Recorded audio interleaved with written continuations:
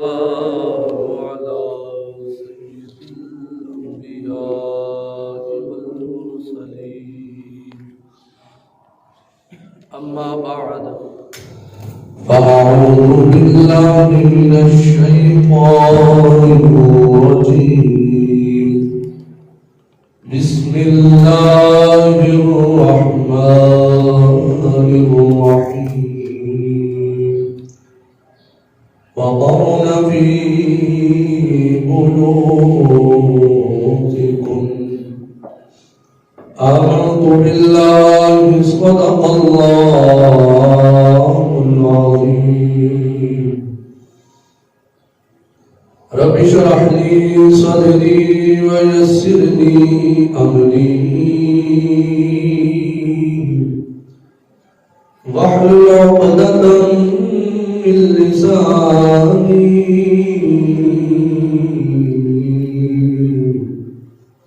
يفقه قولي قال الله تبارك وتعالى في شان حبيبي إن الله وملائكته يصلون على النبي يا أيها الذين آمنوا صلوا عليه وسلموا تسليما حضور کی بات میں بات جم کر دو سلام الصلاة والسلام عليك يا رسول الله الصلاة والسلام عليك يا سيدي يا حبيب الله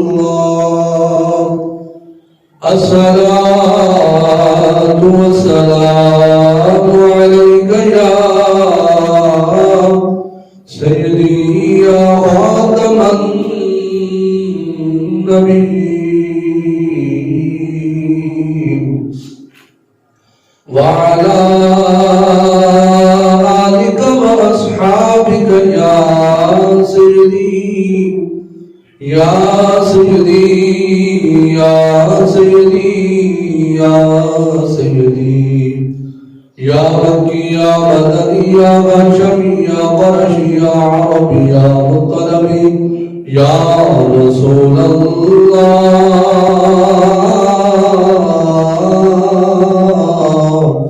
يا نبي الله يا نور الله يا خليل الله يا محمد رسول الله صلى الله تعالى عليه وآله وسلم بلغ العلا بكماله كشف الدجى بجماله حسنت جميع خصاله صلوا عليه وآله مولانا صل وسلم دائما أبدا على حبيبك خير الخلق كلهم يا رب بالمصطفى بلغ مقاصدنا واغفر لنا ما مضى يا واسع الكرم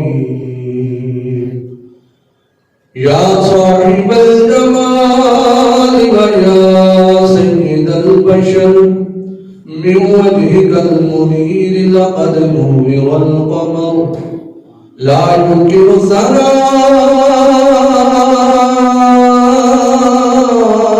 ما كان حقه بعد خدا بزرگ توئی قصہ مختصر سب سے اولا ہمارا نبی سب سے بالا والا ہمارا نبی سب سے اولا ہمارا نبی سب سے بالا والا ہمارا نبی اپنے والا کا پیارا ہمارا نبی اپنے والا کا پیارا ہمارا نبی اپنے والا کا پیارا ہمارا نبی دونوں عالم کا دولا ہمارا نبی دونوں عالم کا دولا ہمارا نبی کون دیتا ہے تیرے کو چاہیے کون دیتا ہے تیرے کو چاہیے کون دیتا ہے دینے کو چاہیے دینے والا ہے سچا ہمارا نبی دینے والا ہے سچا ہمارا نبی کیا خبر کتنے تارے کھلے چپ گئے کیا خبر کتنے تارے کھلے چپ گئے کیا خبر کتنے تارے کھلے چپ گئے پر نہ ڈوبے نہ ڈوبا ہمارا نبی پر نہ ڈوبے نہ ڈوبا ہمارا نبی غمزتوں کو رضاؤ مجھ دیجئے گے غمزتوں کو رضاؤ مجھ دیجئے گے غمزتوں کو رضا مجھ دیجئے گے بے کسوں کا سہارا ہمارا نبی بے کسوں کا سہارا ہمارا نبی سب سے اولا والا ہمارا نبی سب سے بالا والا ہمارا نبی اپنے مولا کا پیارا ہمارا نبی اپنے مولا کا پیارا ہمارا نبی اپنے مولا کا پیارا ہمارا نبی دونوں عالم کا دولا ہمارا نبی دونوں عالم کا دولا ہمارا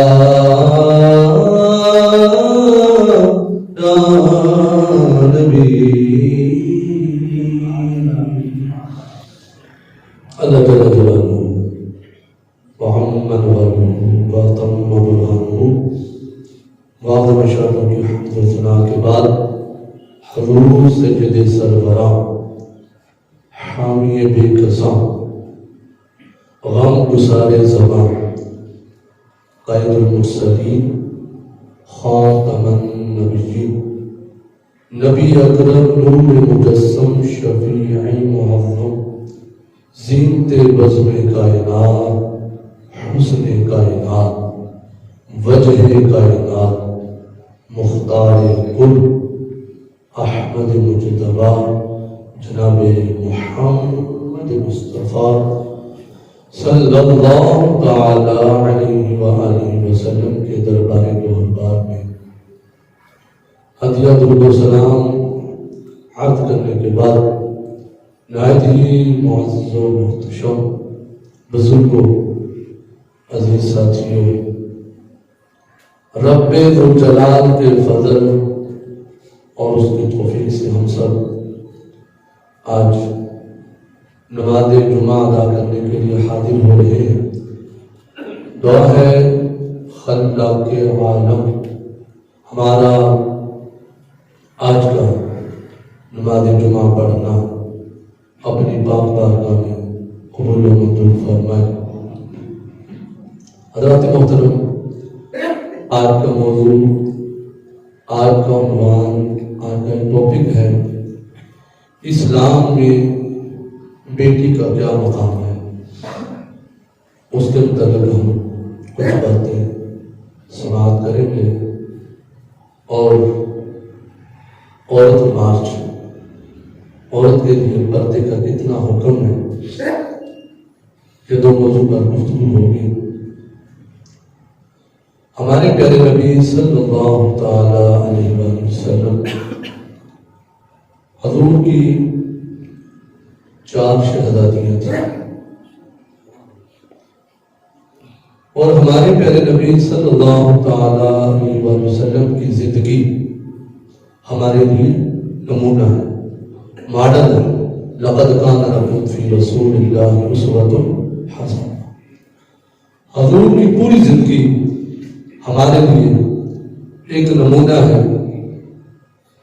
کہ ہمارے پیارے نبی صلی اللہ تعالی علیہ وسلم اپنی بیٹیوں سے کتنا پیار فرماتے تھے۔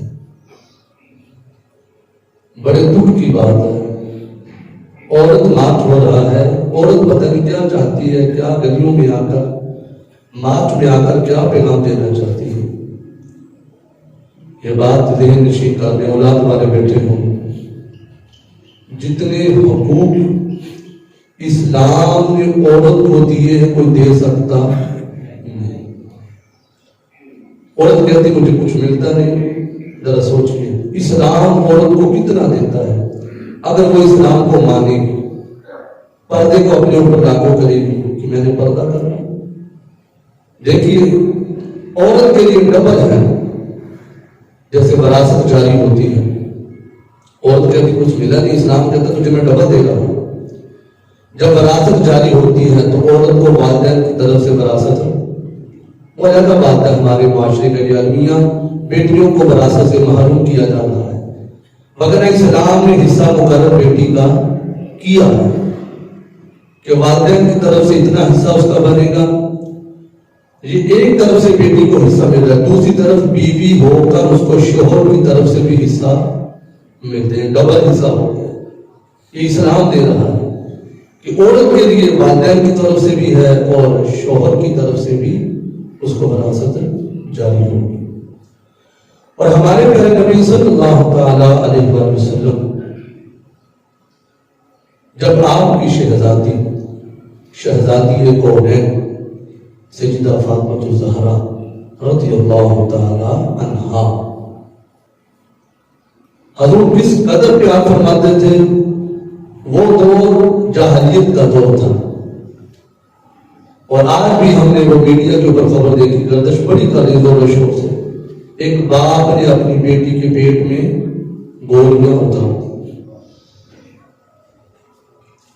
زمانہ جاہلیت کے اندر یہ ہوتا تھا، کسی کے گھر بیٹی پیدا ہوتی تو صف ماتم بچھ جاتی تھی کہ ہمارے گھر بیٹی کیوں پیدا ہو گئی ہے۔ والد باپ اپنے ہی ہاتھوں سے اپنی بیٹی کا گلا دبا دیتا تھا۔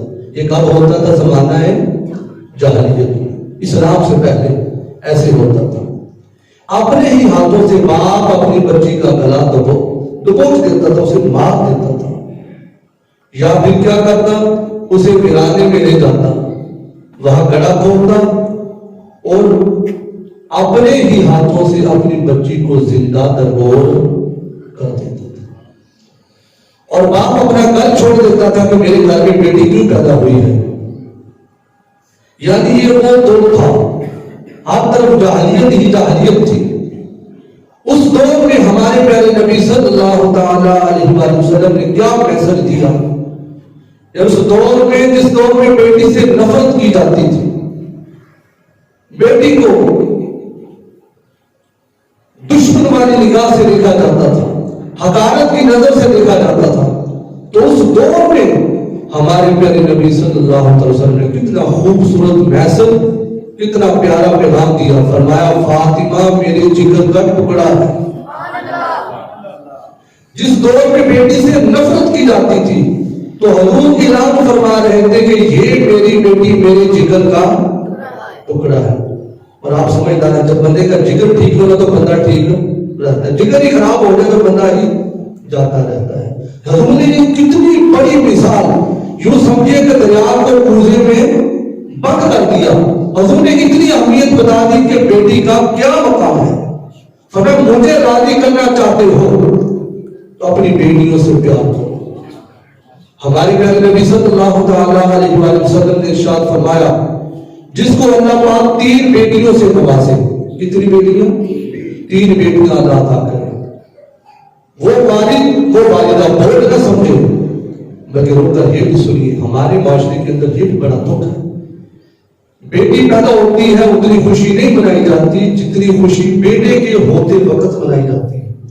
حالانکہ یہ بات آپ سارے سمجھدار سمجھتے ہیں، بیٹا اللہ کی نعمت ہے، بیٹا اللہ کی اور بیٹی اللہ کی رحمت ہے۔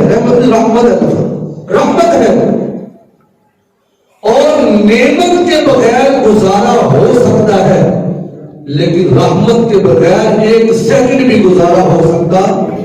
یہ بیٹی اتنا عظیم رشتہ ہے۔ فرمایا میرے صحابہ جس کو اللہ 3 بیٹیاں دیتا ہے، جب بیٹی پیدا ہوتی ہے اس وقت کیا ہوتا ہے؟ اللہ کریم فرشتوں کی ڈیوٹی لگا دیتا ہے، یہ ننھی سی پری دنیا کے اندر جا رہی ہے، اے فرشتوں چلے جاؤ، اس کے والدین کو مبارکباد بھی دینا اور اس کے والدین کی ہیلپ بھی کرنی ہے۔ وہ یہ نہ سمجھے کہ بیٹی پیدا ہوگی میرا کوئی سہارا ہی نہیں ہے۔ فرمایا فرشتوں جاؤ، اس کے باپ کا تم نے سہارا بننا، اس کی مدد کرنی ہے، اسے محسوس ہی نہیں ہونے دینا۔ یہ رحمت تیرے گھر میں آ رہی ہے تو اتنی اللہ پاک اس گھر میں رحمت عطا فرماتا ہے۔ فرمایا صحابہ جس کو اللہ 3 بیٹیاں دے وہ والدین اس کی اچھی پرورش کرے، اس کی پڑھائی پر بھی توجہ دے، ہر طرح کے معاملات میں اس کو محروم نہ کرے، جتنا بیٹے کو پیار دے رہا ہے اس کے بڑھ کر بیٹی کو پیار دے۔ ہم نے یہ بھی دیکھا اپنے معاشرے کے اندر جتنی وفادار بیٹیاں اپنے والدین کی ہوتی ہیں شاید اتنی وفاداری بیٹا بھی اپنے ماں باپ سے نہیں کر پاتا۔ جو کرتے ہیں وہ تو بڑی تو نہیں کرتے، ان کے لیے بات ہو رہی ہے، یعنی بیٹیاں کتنا اپنے والدین سے پیار کرتی ہیں۔ فرمایا جس کو 3 بیٹیاں اس کی اچھی پرورش کرے ان کی شادی کر دے، اللہ اسے جنت عطا فرمائے۔ صحابہ کرام نے حضور جس کی 2 بیٹیاں ہوں کیا اسے بھی یہ انعام ملے گا؟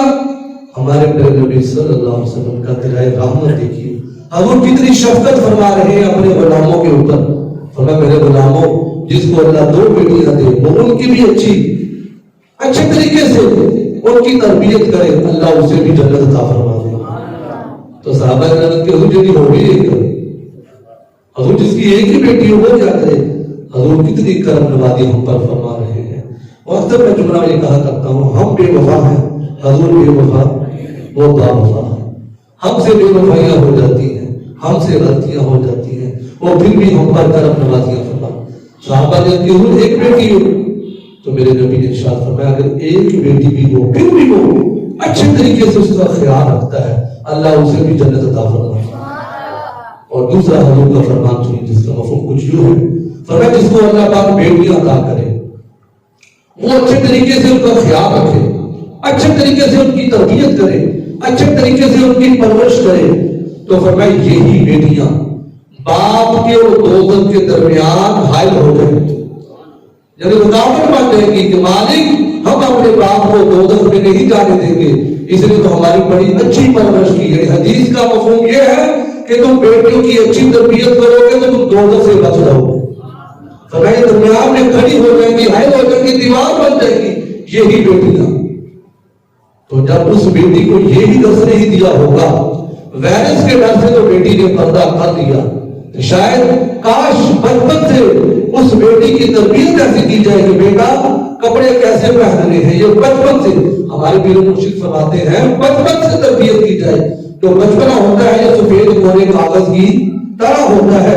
جب بچپن میں ہی بچی کو بتایا جائے گا کہ بیٹا تم نے برقع پہننا ہے، اسی میں تیری بھلائی ہے. جب بچپن سے وہ دیکھے گی کہ میری ماں بڑے پیار سے مجھے برقع پہنا رہی ہے، میرا باپ میرے سر کے اوپر محبت سے ہاتھ رکھ رہا ہے کہ آج میری بیٹی نے برقع پہنا. یہ بچپن سے تربیت جب ایسی ہوگی، جب وہ بڑی ہوگی پھر اسے گھٹن محسوس نہیں ہوگی. یہ سورج مکھی یہ ٹی وی اسکرین پر بیٹھ کر لوگوں کو ایمانوں کے اوپر حملہ کرے گی، چہرے کا پتہ ہی نہیں ہے. کیوں نہیں؟ سارے فطرے ہی یہاں سے کھڑے ہوتے ہیں. ہمارے امام کو جب دیکھا تو اپنے آنکھوں کے اوپر ہی اپنے کرتا کر دیا، کہا کہ یہی سے تو سارا کچھ شروعات ہوتی ہے. یعنی چہرے کا پردہ کرنا بھی لازمی ہے.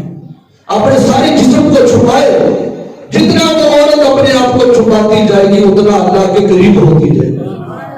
جتنا وہ عورت موت کے قریب ہوتی جائے گی اتنا وہ شیطان کے قریب ہوتی جائے گی.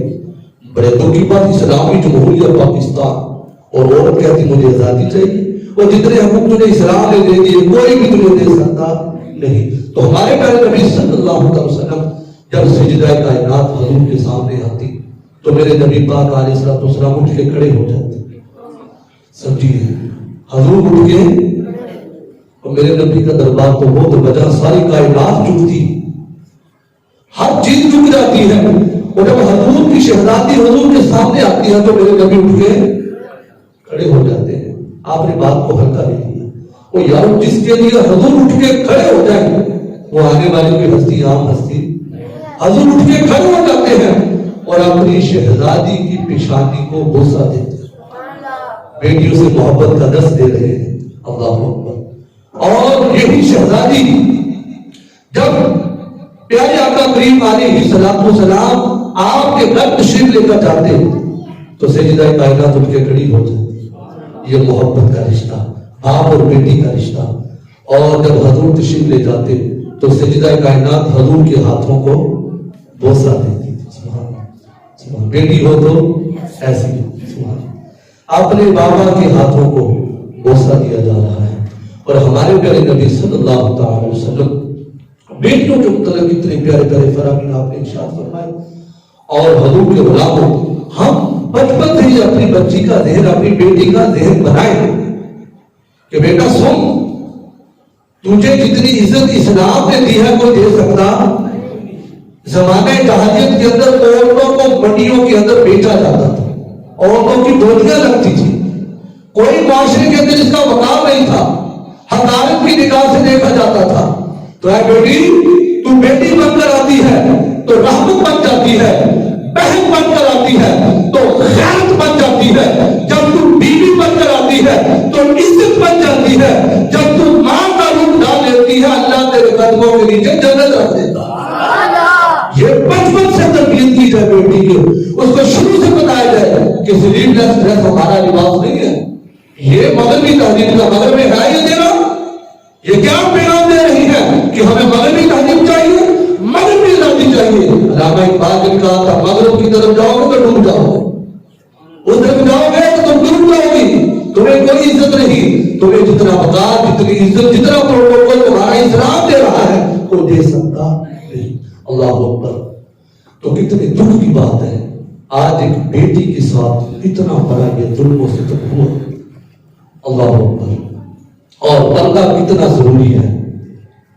ایک صحابیہ، ان کے شوہر کسی کام کے سلسلے میں اپنے گھر سے باہر تشریف لے گئے اور اجازت نہیں دے کر گئے. وہ یہ کہہ کے گئے تھے کہ میری اجازت کے بغیر گھر سے ایک پاؤں بھی باہر نہیں رکھا، تجھے اجازت نہیں ہے، میں تجھے منع کر کے جا رہا ہوں. یہ حدیث پاک کا مفہوم ہے. اور دل کے کانوں سے سنیے گا. فیس بک، واٹس ایپ، ٹویٹر وہ بھی اپنی جگہ، لیکن سرکار کی حدیث ایک اتھینٹک، اس کو اپنی زندگی کا نصاب بنا رہے. حضور کیا فرماتے ہیں؟ وہ صحابیہ تھی، ان کے شوہر کسی کام کے سلسلے میں باہر جا رہے ہیں اور جاتے ہوئے اپنی بیوی سے یہ کہہ کر گئے ہیں میری طرف سے تجھے اجازت نہیں ہے، تو نے اپنے گھر میں ہی رہنا ہے. اب اس حدیث سے بڑے مسئلے حل ہوئے تھے جو کہتی ہے مجھے آزادی چاہیے، میرا سانس بند ہوتا ہے، گھٹن محسوس ہوتی ہے، میں چار دیواری میں کیوں رہوں، یہ حدیث اس کے لیے سبق ہے۔ اللہ اکبر۔ وہ صحابیہ شوہر کے حکم پر عمل کر رہی ہیں، ادھر والد کی طبیعت ناساز ہو جاتی ہے، والد صاحب بیمار ہو جاتے ہیں۔ اب بیوی کو پتا تھا کہ میرا شوہر مجھے منع کر کے گیا کہ گھر سے باہر نکلنا، گھر سے باہر نکلنا، شوہر نے کہا تھا اجازت اتمام لیتا جو لیتے ہیں گھر میں اسلامی ماحول ہے، وہ بیویاں اپنے شوہر کے بغیر ایک قدم بھی نہیں رکھتی۔ تو آج کل بازار میں جائیں کیا کنڈیشن ہے، مردوں کی نسبت عورتوں کی تعداد زیادہ ہوتی ہے، لیکن حضور کا یہ فرمان ہمارے لیے ذریعہ نجات ہے۔ اب اس صحابیہ نے سرکار کی بارگاہ میں میسج بھیجا، حضور میرا باپ بیمار ہو چکا ہے، میں اس کا پتہ کرنے جانا ہے، مجھے اجازت مل جائے گی؟ حضور نے فرمایا کیا تیرے شوہر نے تجھے اجازت دی تھی گھر سے باہر نکلنے کی؟ عرض کی حضور نہیں۔ تو فرمایا پھر تجھے گھر سے باہر جانے کی اجازت ہے؟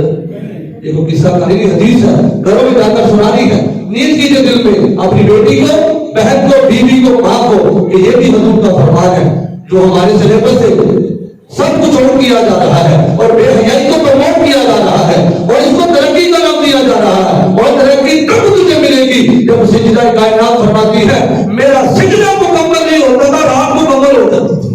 ترقی یہ ہے جب خالق راضی ہوگا، مالک راضی ہوگا، محمد عربی کی ذات ہم سے راضی ہوگی کہ یہ اسلام کی بیٹی اسلام پر چل رہی ہے، یہ معاشرے کو نہیں دیکھتی، اپنی سہیلیوں کو نہیں دیکھتی، اپنے وہ جو معاشرے کے اندر طرح طرح کی خرافات تھی اس کو نہیں دیکھتی تھی، وہ یہ کہتی تھی بدلے گا لاکھ زمانہ مگر قرآن نہ بدلا جائے گا، ہے قول محمد قول خدا فرمان نہ بدلا جائے گا۔ وہ کہے گی سہیلیوں کی سوچیں بدلتی ہے بدل جائے، میں تو اپنے چہرے پر نقاب ضرور کروں گی، جتنی مرضی ترقی کے نام پر بے حیائی کو پروموٹ کیا جائے، مجھے ترقی تب ملے گی جب میرا رب مجھ سے راضی ہو۔ اللہ اکبر۔ پھر کیا ہوتا ہے، والد صاحب کی طبیعت بہت بگڑ جاتی ہے، المختصر والد صاحب کا انتقال ہو گیا، یہ حدیث چل رہی ہے، والد صاحب کا انتقال ہو گیا۔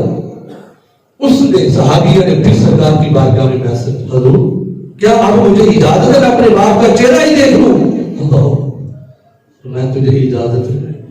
اب کو یہ نہیں کہ اسلام اتنی سختی نہیں، یہ اسلام شوہر کا مقام بیان کر رہا ہے کہ اس کی فرما برداری کتنی ضروری ہے۔ حضور نے فرمایا ہماری شریعت میں اگر مردوں کو سجدہ کرنا جائز ہوتا تو میں بیویوں کو حکم دیتا کہ بیویاں اپنے شوہروں کو، اور ہماری شریعت میں سجدہ کرنا جائز نہیں۔ اب کیا ہوتا ہے، والد صاحب کا انتقال ہو گیا، غسل کفن مادہ جنازہ سب کچھ ہو گیا۔ اللہ اب حضور نے اس کی دل جو فرمانی تھی، ظاہر بات کتنا بڑا فرمان، باپ بیمار، وہ بیوی اپنے شوہر کی فرما برداری کر رہی ہے، باپ کا انتقال ہو گیا، وہ پھر بھی اپنے شوہر کی فرما برداری کر رہی ہے۔ اب کچھ تو اسے ملنا تھا نا، ظاہر بات اتنا بڑا صدمہ، اس نے اتنا بڑا صدمہ برداشت کیا۔